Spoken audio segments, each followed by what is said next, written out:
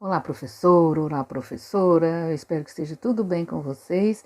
E para a gente começar a nossa aula de hoje. A pandemia está deixando a gente meio louco e estudar tem sido assim uma forma muito boa de estar passando o nosso tempo. Espero que vocês estejam comigo nesse momento e vamos curtir nossa aula de hoje. Hoje nós vamos falar sobre a introdução aos estágios de desenvolvimento e de aprendizagem. Meu nome é Tânia Sarmento, eu sou pedagoga e psicopedagoga formada pela instituição do SESB lá de Goiás e eu gostaria de compartilhar com vocês esse conhecimento. Bom, eu acredito que toda a aprendizagem ela deve começar primeiro pela valorização do conteúdo a ser aprendido, né? Para que este conteúdo vai servir na minha profissão, na minha ação, no meu cotidiano.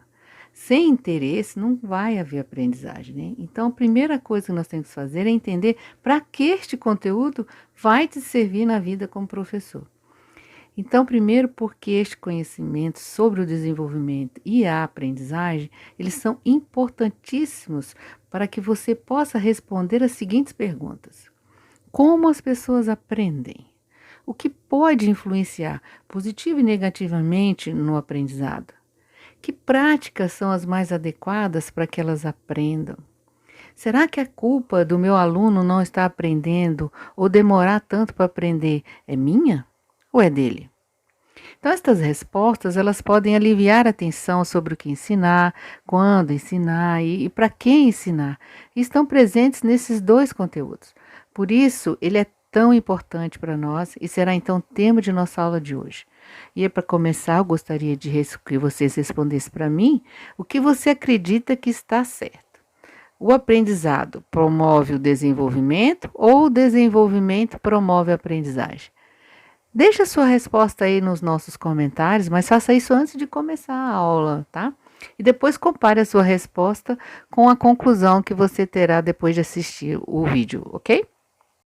Para te ajudar a responder todas essas perguntas, nós vamos começar pensando sobre o que vem na sua cabeça quando você ouve falar em desenvolvimento humano.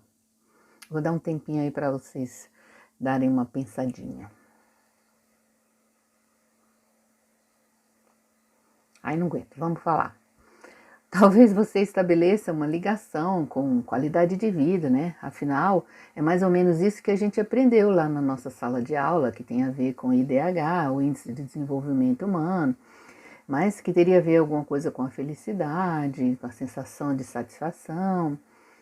Não deixa de ser, mas o assunto é bem mais profundo do que isso e que para você possa entender o que é desenvolvimento humano, a sua importância, os reflexos práticos nas nossas ações, nos desafios que a gente vai enfrentar, nas conquistas que nós vamos ter, nós primeiro vamos tratá-lo do ponto de vista psicológico.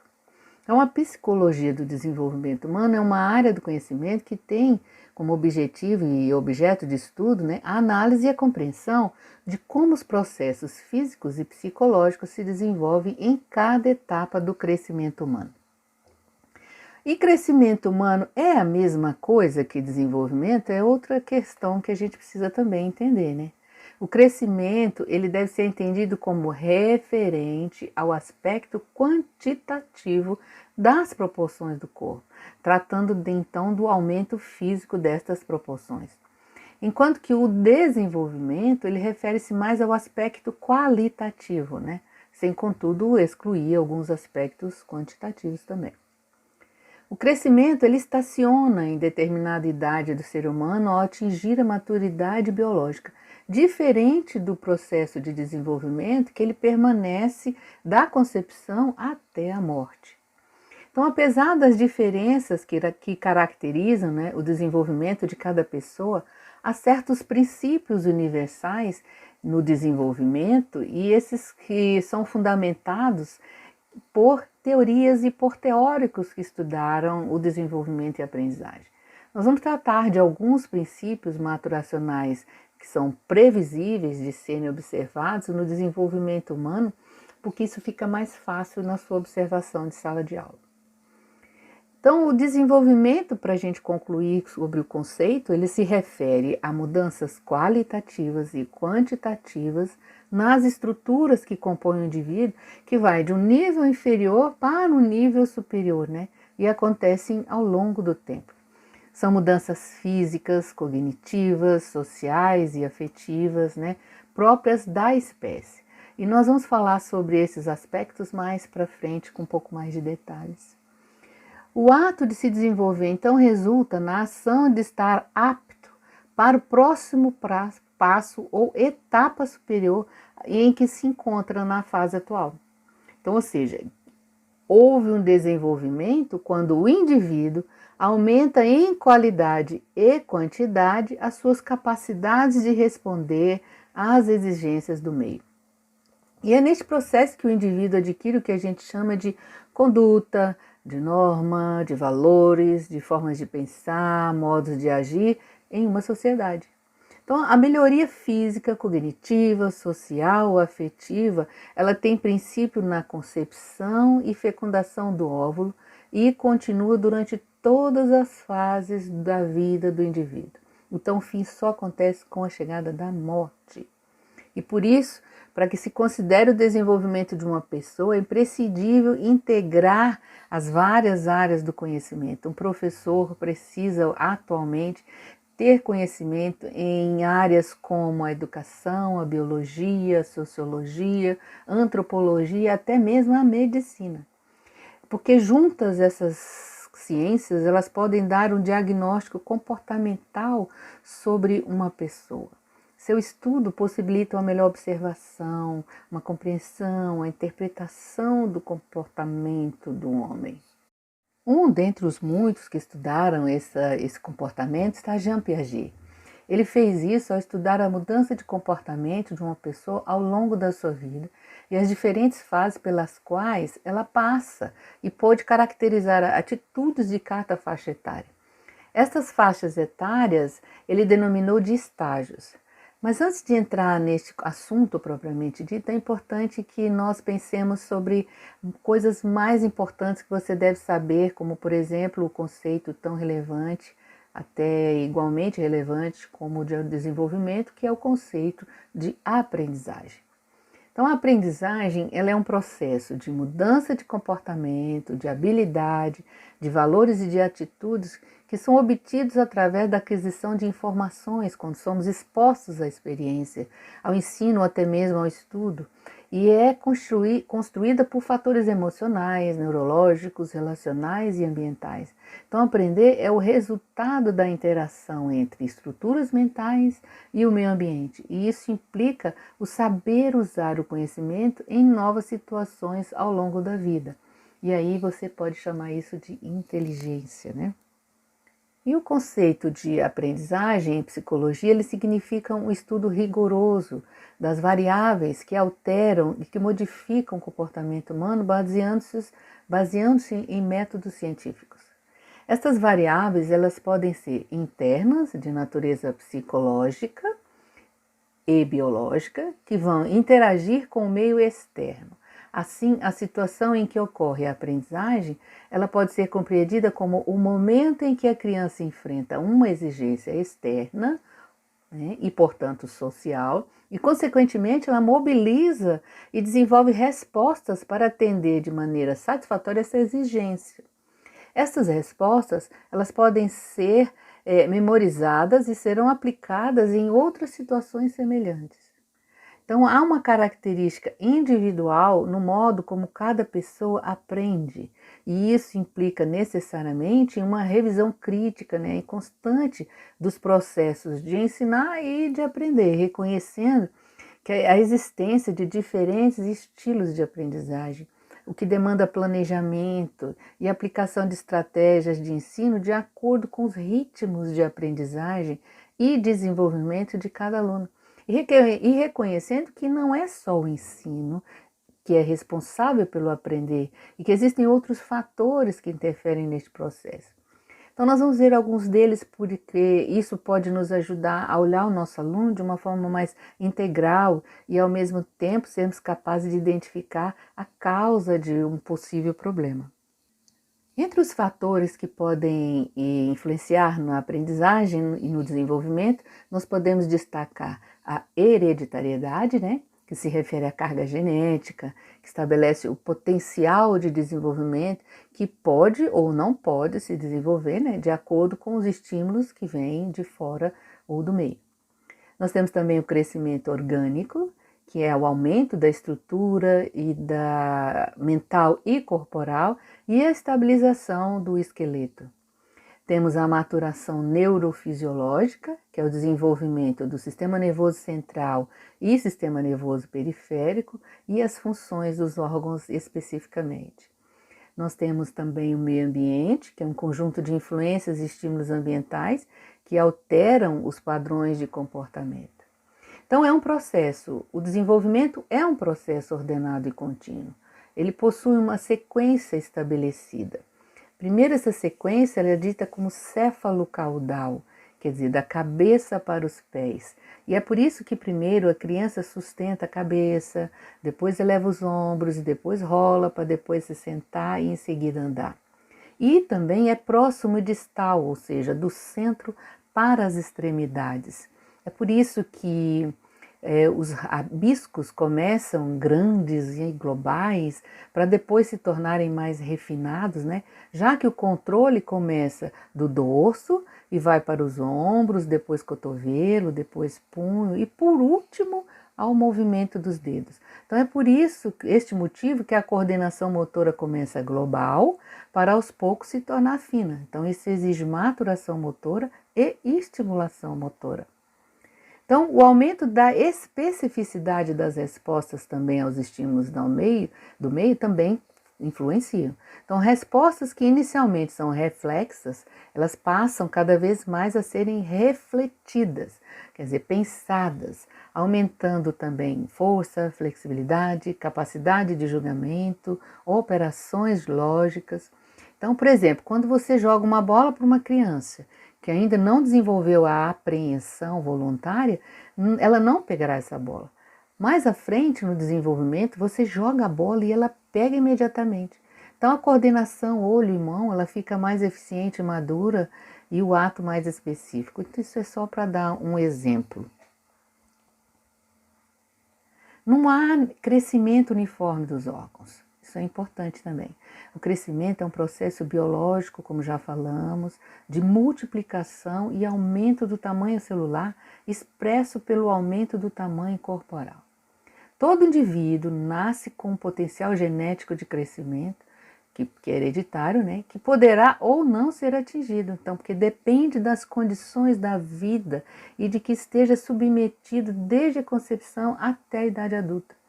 Portanto, podemos dizer que o crescimento sofre influências de fatores intrínsecos, né? É um termo técnico, né? Bonito, usado para se referir a fatores internos, como também os fatores genéticos, né? Metabólicos, má formação. Muitas vezes eles estão correlacionados, ou seja, podem ser geneticamente determinados. E de fatores extrínsecos, que são os fatores externos ao sujeito, dentre os quais se destacam a alimentação, a saúde, a higiene, a habitação, os cuidados gerais com a criança. Então, todas as estruturas em fase de intenso crescimento, elas são mais vulneráveis aos agravos de um modo geral. Então, é o caso do sistema nervoso central. Nos 2 primeiros anos de vida, está mais sujeito às agressões do que em qualquer outra fase da vida. O aspecto que nós devemos considerar é que cada indivíduo ele tem um ritmo próprio. Todo teórico do desenvolvimento afirma que existem padrões de desenvolvimento, mas que o ritmo das aquisições ela varia de indivíduo para indivíduo, especialmente porque são afetadas por vários fatores aos quais o sujeito pode ser exposto. Então, por exemplo, uma criança pode falar antes dos 2 anos frases completas, enquanto outras só irão conseguir isso até os 4 anos. Essa diferença pode ocorrer por falta de conversação entre os pares ou por má formação dos aparelhos fonoarticulatórios. O outro exemplo é o que acontece com a alfabetização. Nós temos em uma sala de aula crianças com a mesma idade, mas com hipóteses sobre escrita em níveis diferentes. Todas essas diferenças elas podem estar relacionadas a um ou a vários aspectos. Então, no último exemplo, a criança pode apresentar diferença no pensamento sobre a escrita por questões de maturação, ou por falta de experiência social de leitura escrita, ou ainda por déficits cognitivos. E também crianças com diferentes capacidades cognitivas para realizar operações lógicas, mesmo tendo a mesma idade cronológica. Isso é para provar para vocês que todos os aspectos eles estão interrelacionados. Não podemos deixar de considerar a criança como uma pessoa completa, né? Como diria Vallon. A integralidade da pessoa é composta por estas interrelações dos aspectos que a constituem. Por este motivo, enquanto professor, é interessante que nós também saibamos como são constituídas essas pessoas completas. Saber quais são as dimensões que as compõem pode nos ajudar a analisar em qual delas pode estar acontecendo a dificuldade e a entender por que uma habilidade ou uma aprendizagem pode ou não ser desenvolvida e como ela integra outras que pretendemos desenvolver na criança. Então vamos dar um exemplo. Sabemos que a criança primeiro desenvolve habilidades motoras globais antes de habilidades motoras finas. Então não é interessante insistir com que uma criança segure o lápis direito antes de adquirir o movimento de pinça. Vamos pensar, não é assim? Então olha como esse conhecimento é importante para um professor. A dimensão físico-motora, ela se refere ao crescimento orgânico, à maturação neurofisiológica, à capacidade de manipulação dos objetos e exercícios com o próprio corpo. Então, é o conjunto das transformações que estão relacionadas ao aumento de tamanho, formas do organismo, né? O conjunto das transformações sucessivas que são verificadas nos tecidos, nos órgãos, nos sistemas, tudo em direção à maturação. A dimensão cognitiva ela inclui todas as mudanças nos processos intelectuais de pensamento, aprendizagem, memória, julgamento, solução de problemas e comunicação, e refere-se a capacidades intelectuais em todas as fases. Ela adapta o trabalho mental às exigências da realidade. A dimensão social, ela refere-se à maneira como o indivíduo vai reagir diante de situações relacionadas ao convívio social. Então, ela inclui aí todas as mudanças na socialização, na moralidade, inclusive tratada até por Piaget, nas relações interpessoais, nos papéis sociais e no trabalho. Já a dimensão emocional, ela vai tratar dos aspectos inconscientes do ato de aprender, a busca constante de satisfação das necessidades da própria existência e da espécie através da integração das suas experiências à personalidade do indivíduo. Então, ela inclui as mudanças dos aspectos emocionais, como o apego, a confiança, o amor, a formação do autoconceito, a imagem corporal, a autoestima e o estresse. Podemos resumir, então, que os fatores que interferem na aprendizagem, eles podem ser fisiológicos, né? São os conjuntos de transformações relacionadas ao aumento de tamanho, formas do organismo, maturação dos sistemas funcionais. Também aos aspectos psicológicos, né? Relacionados à motivação, autoconceito, conflitos, perturbações. E os aspectos que estão relacionados a fatores anteriores, como informações, experiências, habilidades, conceitos adquiridos antes da aprendizagem. Hoje os estudos e pesquisas, eles mostram que o desenvolvimento humano se dá como um processo de apropriação da experiência histórico-social do homem. Isso até Vygotsky acentua bastante. Mas nem sempre foi assim. Essa visão ela é resultado da evolução de várias teorias. E como é um assunto bem mais extenso do que nós já vimos até agora, nós vamos deixar para um outro momento falarmos sobre as teorias do desenvolvimento e da aprendizagem. Como um resumo, então, nós podemos dizer que nós vimos todas as dimensões que compõem o sujeito no seu desenvolvimento e no processo de aprendizagem. Nós vimos os aspectos que podem ser analisados visualmente, né, objetivamente nesse processo. Vimos também os fatores que interferem no desenvolvimento e na aprendizagem e os princípios que são ordenadores desse desenvolvimento. Eu espero que a gente seja capaz agora de responder a nossa pergunta do início da nossa aula sobre o que acontece primeiro, se é o desenvolvimento ou se é aprendizagem. Eu me desenvolvo para aprender ou aprendo para me desenvolver. Espero que vocês deixem aí nos nossos comentários. Compartilhe esse conteúdo com seus colegas pedagogos ou em fase de formação, psicopedagogos, estudantes para concurso, porque esse conteúdo, como foi bom para você, pode ser bom para outros colegas. Eu espero que você tenha gostado e deixe aqui o seu like e se inscreva no nosso canal para nos ajudar. Muito obrigada!